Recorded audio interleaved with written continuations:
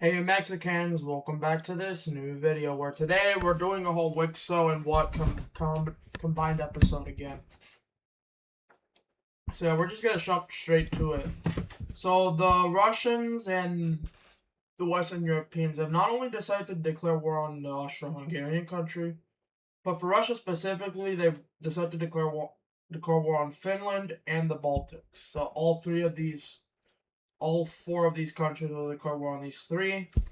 And with the newfound strength that Russia has because of these three, and these three being in the war too, yeah, I wouldn't bet on winning. That's not happening for you. So unfortunately, Finland is going to lose. They're going to lose all their Russian lands that they gained in the previous war. And then some. Maybe their entire country, who knows.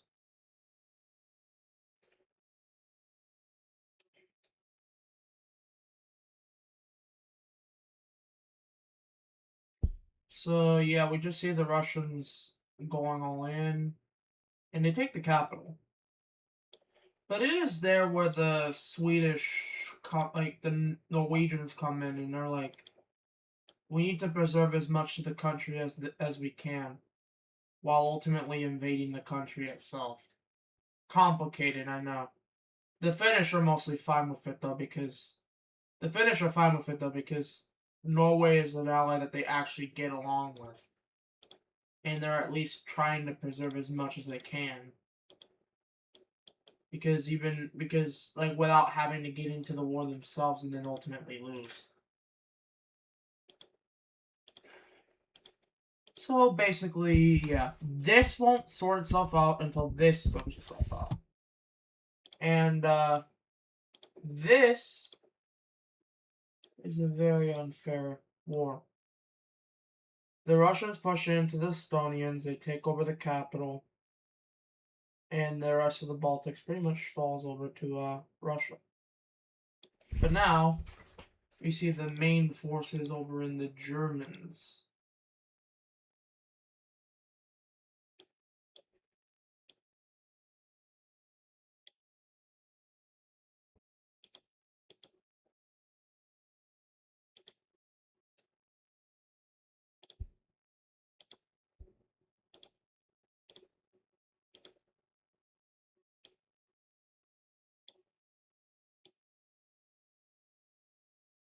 So this is the Russian color. They push into a lot of this area, and it locks itself. Why does Russia lock itself? Because the Germans are the Germans and the Italians are gonna do most of the work. So yeah, the Germans push into the Austrian part, take over the capital extremely quickly because they're that close to it. And they pretty much take the entirety of Austria per se. Not only that, but the Germans also take the lands in Prussia.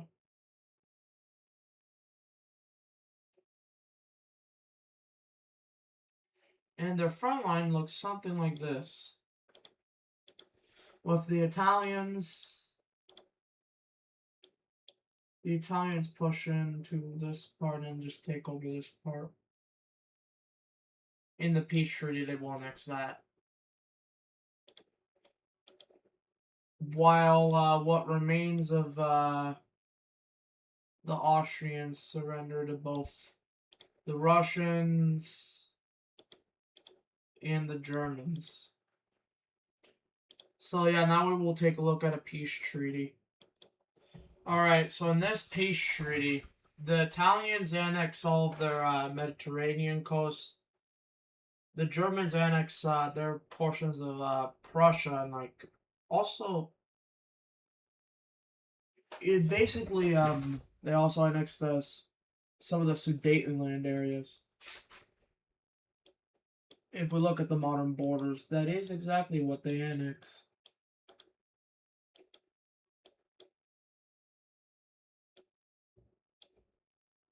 Would all be for real?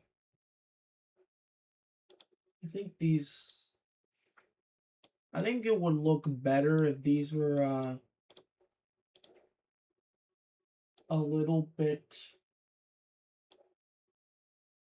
more aligned with the German border. It's a little better.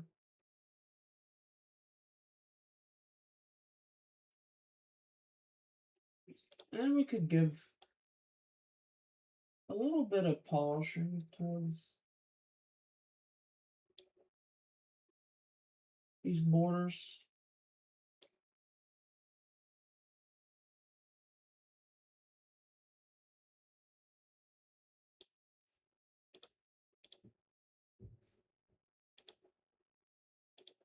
That's passable.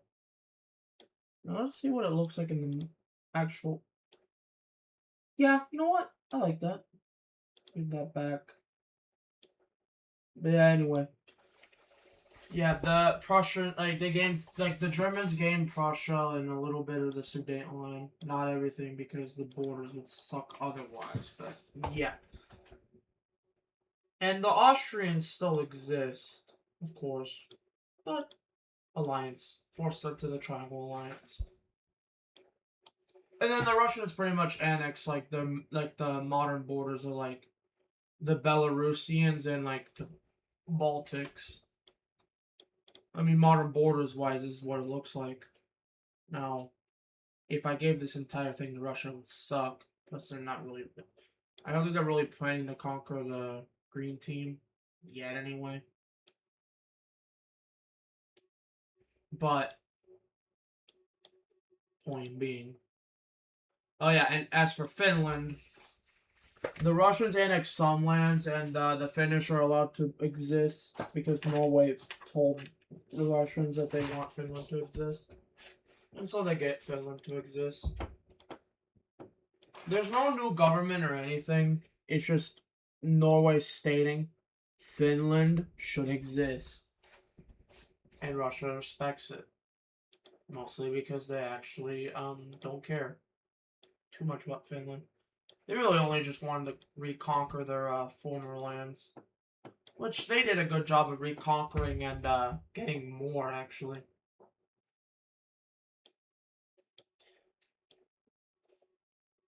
But, yeah. Anyway, moving on to Western Europe. This whole entire alliance has things planned for this region.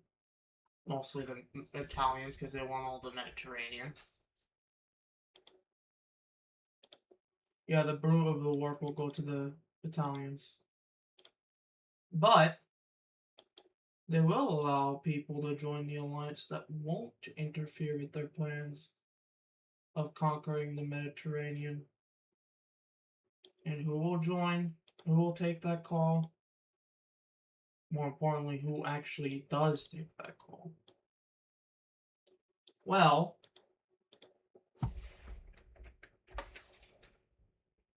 the Galicians. Yeah, they've had their history. I mean, they weren't ever a powerhouse. I mean, that really just goes to the Orange Iberians and the Catalonians. But they want revenge on both of them cupcakes. And they want land. But the Italians just want the Mediterranean coast. They don't exactly want any of this stuff because the Swiss pretty much have that covered.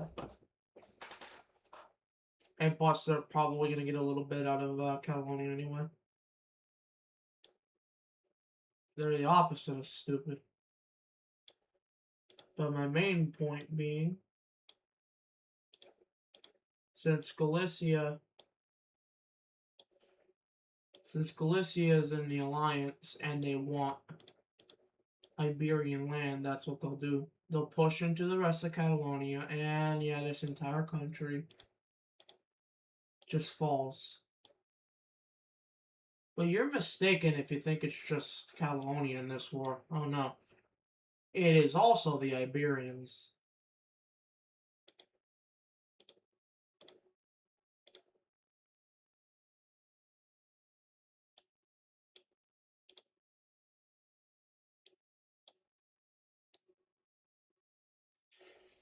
So the Italians push in and instantly take over the capital. Do I have to increase tolerance?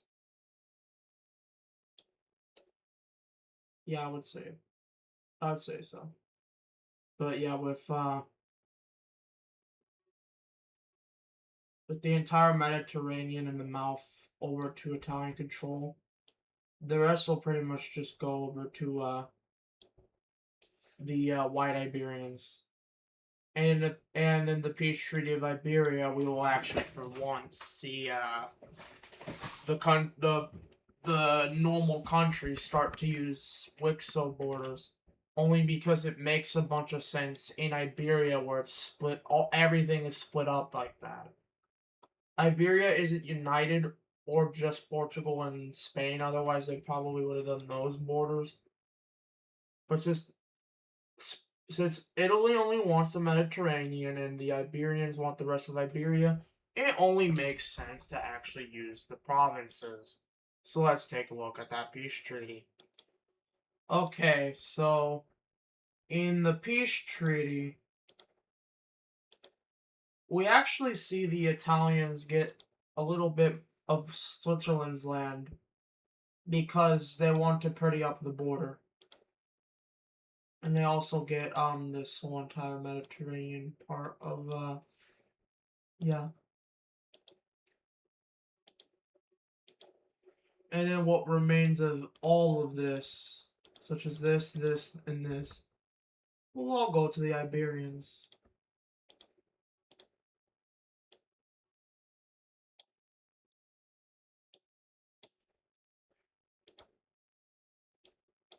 So, yeah.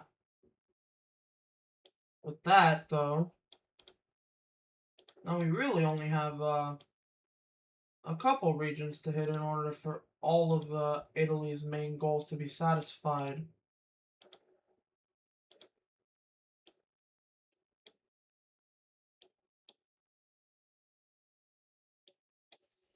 Like, what remains of the Mediterranean coast is all under other countries. Especially the green team. So, what do the Swiss do? Well, unfortunately for the green team, they force a collapse.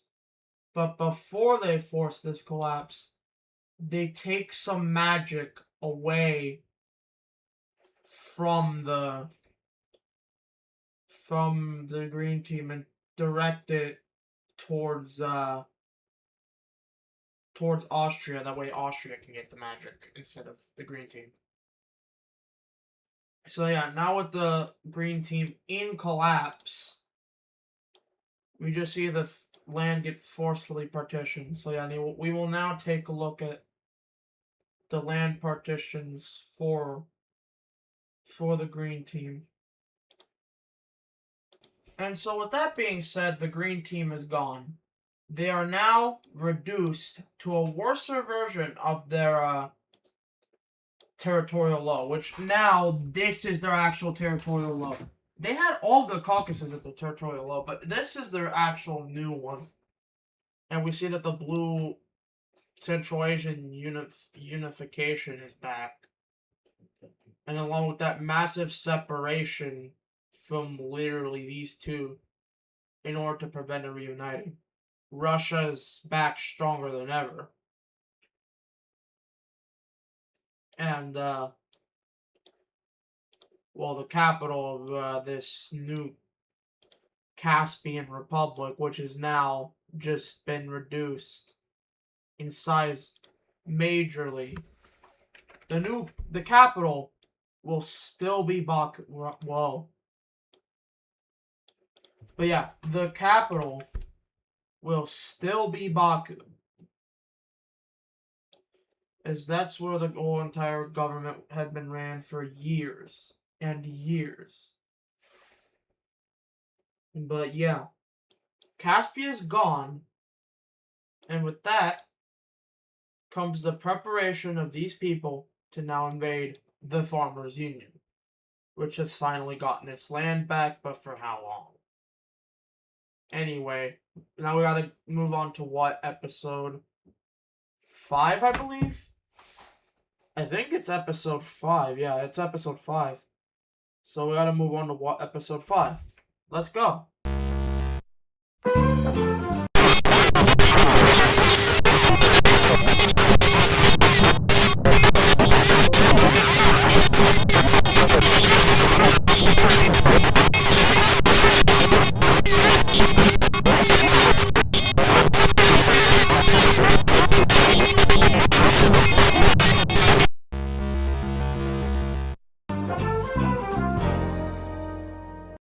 So this dimensional rift is still going on.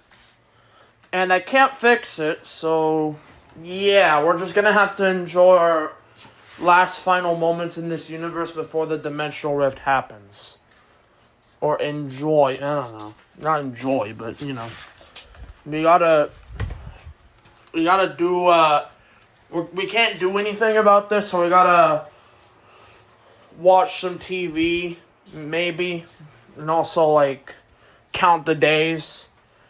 We gotta make sure that our food rationale is up, because this entire dimensional rift is causing problems, so we need to make sure our food is good enough so that we can survive for what remains of the days that the dimensional rift is happening.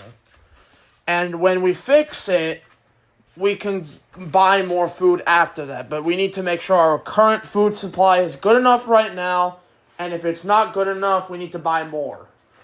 And along with that, we actually need to figure out what type of dimensional rift this is. Because if we don't figure that out, then we could be risking a whole instability in and of itself, sending both of us there. But it's not an instability. It's more or less just the rift probably couldn't handle two people coming in at the same time, so you'd probably have to merge with my body to see how it would work. But as of right now, we need to investigate. Axel, go to Walmart and get food. Our groceries are not sufficient enough. I've already checked. Go to Walmart and get groceries. Alright, sounds good.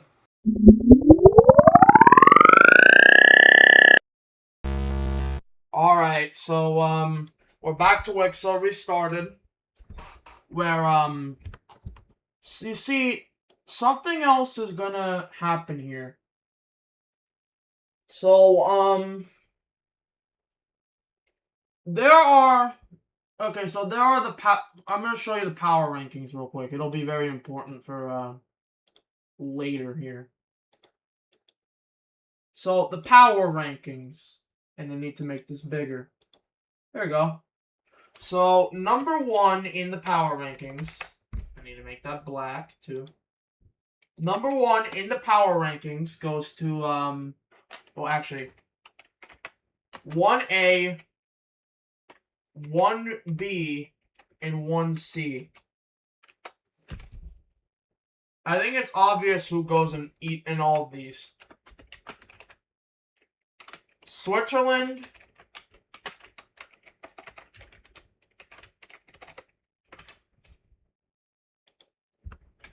Germany,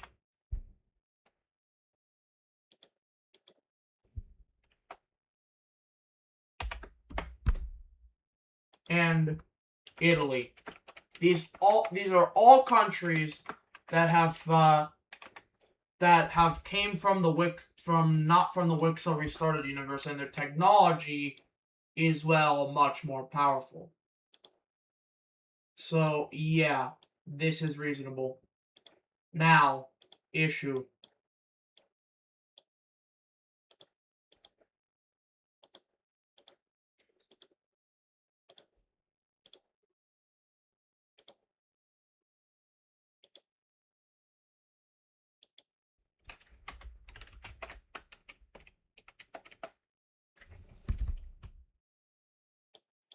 Also, okay, I need to hold up.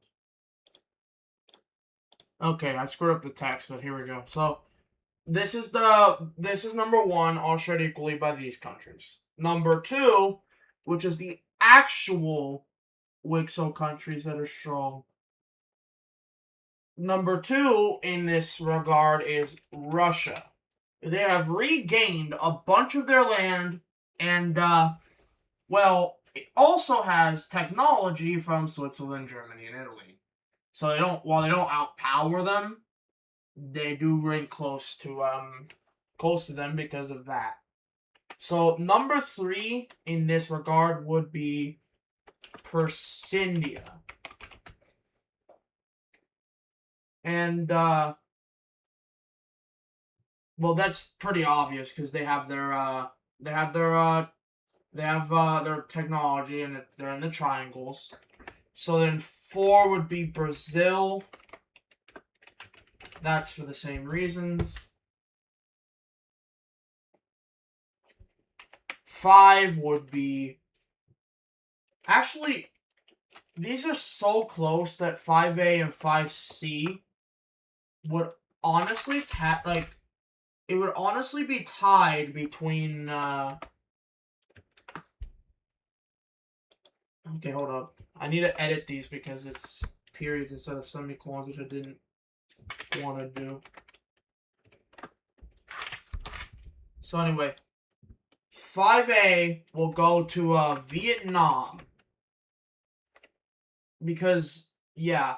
And then because of their power scalings and size and all that being close, 5B will be Venezuela.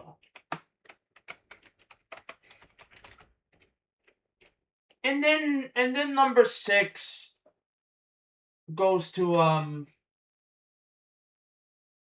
actually no, okay, 5C actually, because Iberia isn't 5C.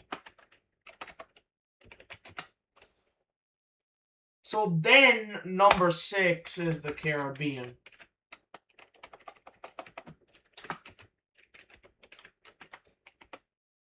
And then number 7 and the final, like the weakest out of all of them, even despite being in the Triangle Alliance, the Brittany. Yes, they're still strong, but they're the weakest out of the triangles. What does that say about anything? Well, nothing right now, because the triangles are ridiculously strong. But because this whole entire list is skewed by Switzerland, Germany, and Italy, there will actually be a top 20 list. So number 8 will go to Korea, who we finally see that it's not just strong because of Switzerland, Germany, and Italy anymore. It's actually because it's of its own volition, and because of that, Korea is the actual strongest country in WICSO because they haven't gotten into the influence of Switzerland, Germany, and Italy. They don't have their tech, and so they're the strongest conventional WICSO country. So number 9 here would go to America, and that's for number 1, influence. Number 2, it goes coast to coast, and number 3, they're pretty strong. Like okay, so if all of this if all the Switzerland, Germany, and Italy stuff wouldn't have happened, the top 3 would have been the Green Team number 1, Korea number 2, and then America number 3. America's been in the top 3. And they're the second strongest conventional country without any technological upgrades. So yeah, the 3rd strongest country, or the 10th strongest here. In this case, I would probably have to say, despite a narrow edge, going to Ireland. They broke up the Green Team, and, well, there's a bunch of weak countries over here, but then we can go to, we'll go to 11, which, I'm gonna offset into its own place, so, it's gonna align here, but it does its own thing. So, 11 is going to be, 11 is going to be Nigeria, and that's because of their strong influence in their region.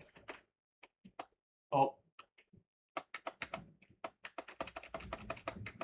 Okay, I guess I'm gonna... Oh, actually, that's a better idea. 11... Okay, 11 Nigeria. Also, I'm just gonna go from this... I'm just gonna do this even though the formatting is inconsistent. 12, Tibet. Actually, no. 12 will go to Japan. Japan's pretty strong. Not the medium tier, but like the gap kind of closes off once like Nigeria comes in. Japan's like pretty weak in terms of like the top 3, but they're not like they're medium sized.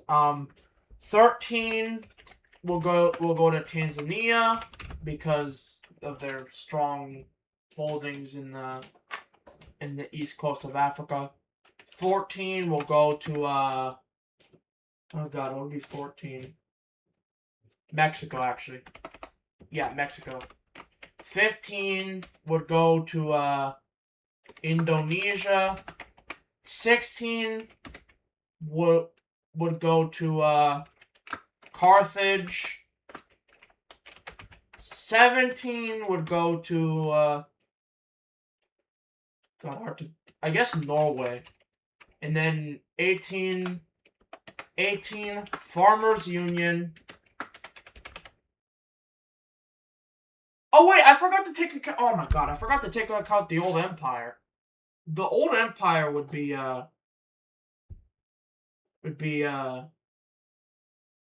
wait, no. Okay, 19. Okay, 19 will go to the old empire. Okay. Actually, no. We'll put them at 5D actually, because even though the old empire doesn't have the Switzerland, Germany, and Italy tech, they still somehow get really close to Iberia in. They still somehow get close to Iberia in that respective region. Now, no, that doesn't mean that they're. That just means that they're the strongest out of all of them, and technically, yeah. But whatever. Sorry about that inconsistency. 19 goes to 19 goes to Egypt, and then 20, well, finally, I'm gonna give it to,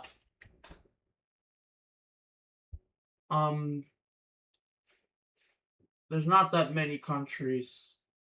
The Central the South Central African Republic. That's, what I'm gonna be naming it. It's the red African, the light red African country. But this is what I'm just gonna call it for now, because I don't know any good names for it, and I probably won't even think about a name for that. But yeah, there's your top 20 rankings, skewed a lot by Switzerland, Germany, and Italy, of course. But the old empire is the strongest out of the conventional forces. Anyway, though, that's not the point. The point that we're trying to make is a couple people from the ranking are going to be leaving. So, yeah.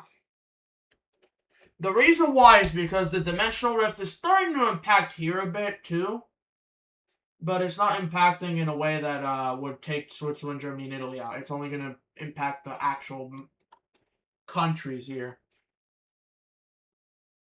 So specifically, 2 Eastern European countries are going to be disappearing here because of that.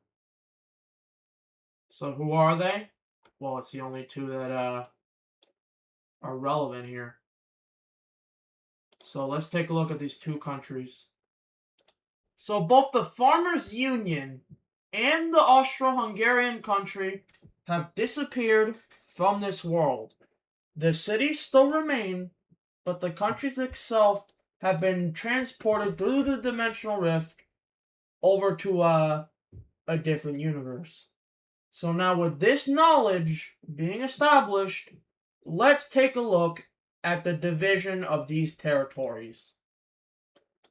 So in this very simple peace treaty, it gets partitioned by its neighbors. So like Austria and Czechia itself, and like all that goes to Germany. Italy gets all of the Balkans because they wanted that, or like most of it because they wanted that because of their Mediterranean Empire dreams. The old Empyreans got a little bit of land, but let's just say the old Empyreans are not going to be an issue anymore. But yeah, this will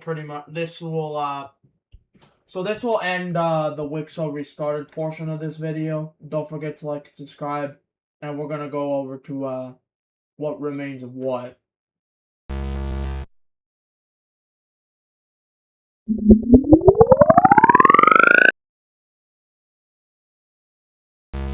I think I accidentally killed Cain. Are you sure? How did that even happen? There's no undo or anything? He was messing with the console as I was working. I don't know what happened, but before I could try to get him back, the floor opened up and... That's convenient. Jax, shut your bitch ass up. What? Are you trying to blame me for something? Well, there's a few things you can be blamed for, bunny boy. Kaufmo? Abstracted. Ribbit? Abstracted. Ragatha? Fumbled. Pomni? Fumbled. Your mom? Dang! time to play with Nick Jr. When kids watch Family Guy, they learn. Shut your fucking mouth!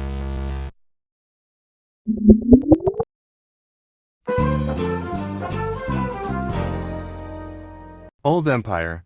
I wonder what happens to me in the future of my normal timeline. Old Empire. Wait, what the hell is going on?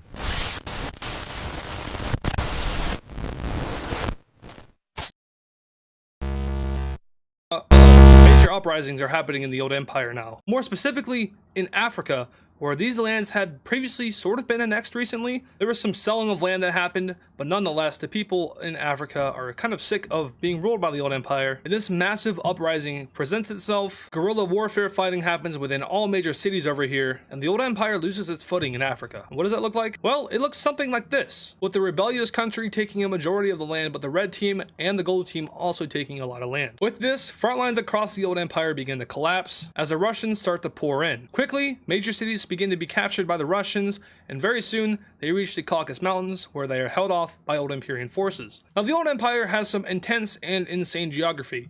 The Caucasian Mountains to the north, the Suez Canal over towards the west. Now, of course, there isn't a Suez Canal, but they probably dug one, just not called the Suez Canal. The whole ocean to their south, the Iranian Mountains to their west, and the strait right here between Istanbul and Europe to their east. Geographically, impossible to invade, right? Sure, from the outside, but from within, it's a lot more possible. Now, though, the Old Empire is basically sending a cry for their troops to come home and defend their home territory to the last breath. The troops exit out of the white team, they stop holding any grounds there, and they leave the purple team to fend for themselves. This, well, you can kind of expect how this goes for them. They also get pushed back pretty well, to the point where they have no advances on the purple team's territory. Now, with the Russians' major victories in the south, the Norwegians are going to continue to kind of just sneak around Russia, take some cities and stuff. Yeah, the Finnish, they also kind of do this. They kick the Russians out of their territory at least.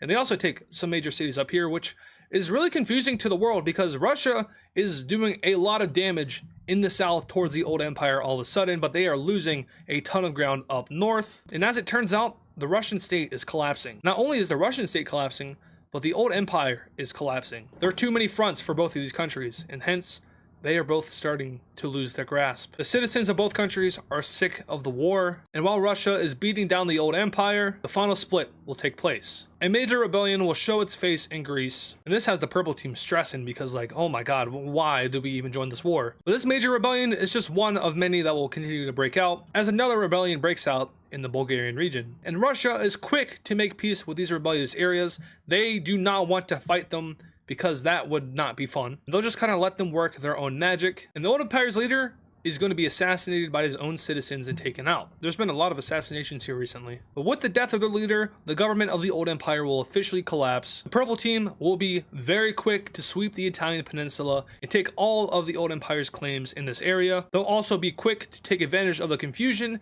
and invade into a few Russian areas in order to maybe force Russia into some kind of peace agreement, but the purple team is very smart about the final stages in this war. With the risk of rebellion mounting each and every day, the military of the Old Empire loses all of its morale. Eventually, a successful liberation campaign led by the orange team over here in the Old Empire's puppet state leads to its rebellion, and now another rebellious state exists against the Old Empire. The Libyan country will also seize their puppet state in Central Africa, and the Old Empire's navy will be forced to retreat to the motherland in order to protect their true core territory. They also back out of the Black and Caspian Seas, which will give Russia a chance to do something that they haven't been able to do this entire war: launch their boats against the Old Empire. Now, there aren't many.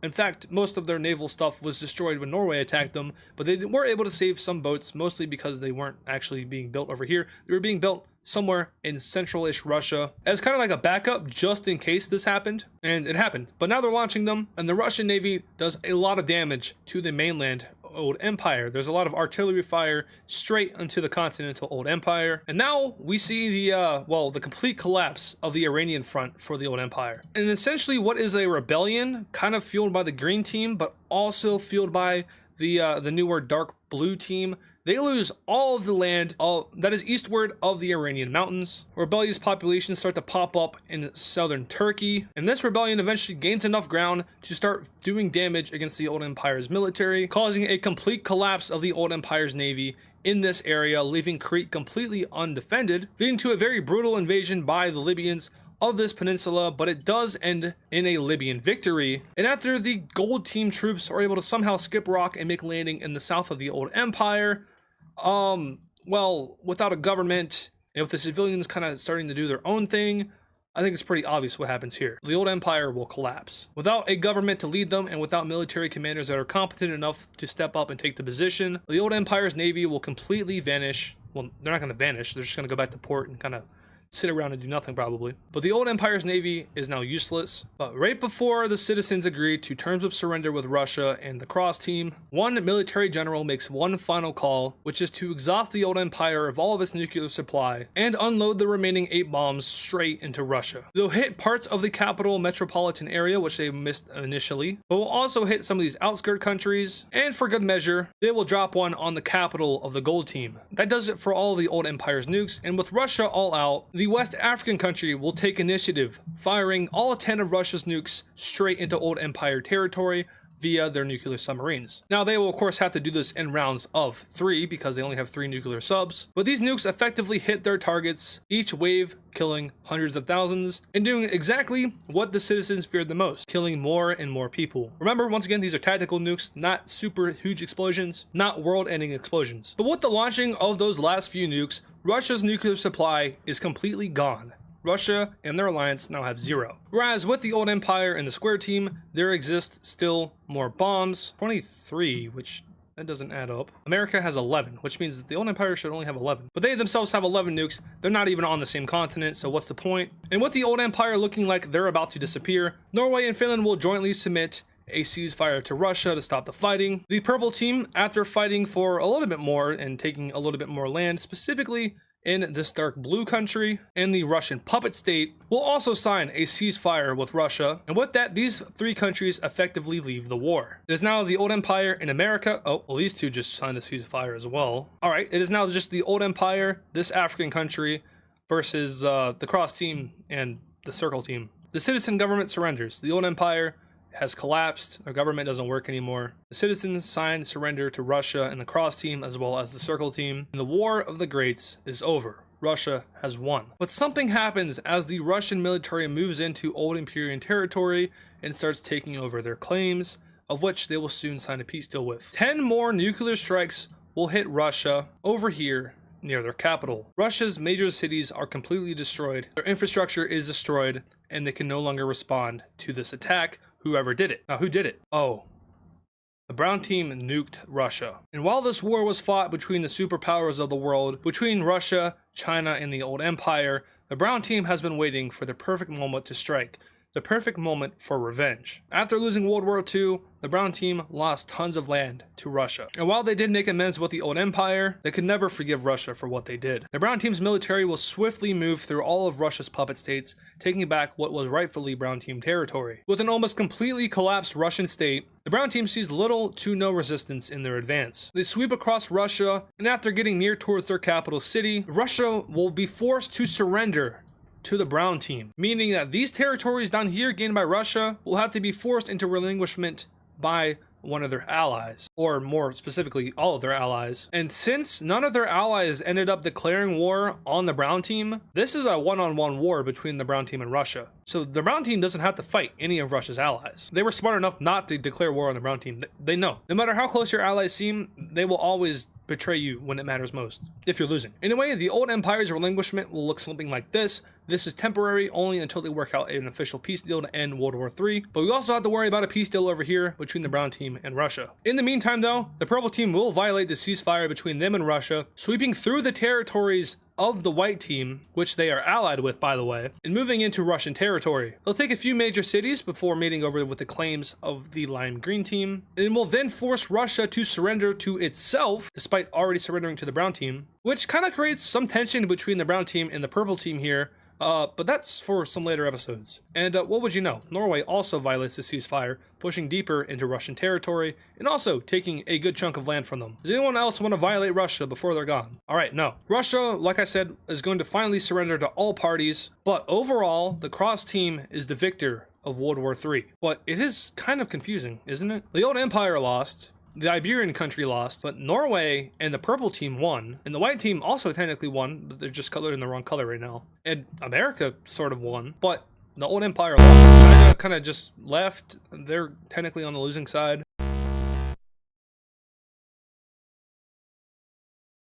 Old Empire. So I lost World War III in the normal timeline, huh? I guess maybe I am happy that I got stuck in this universe after all.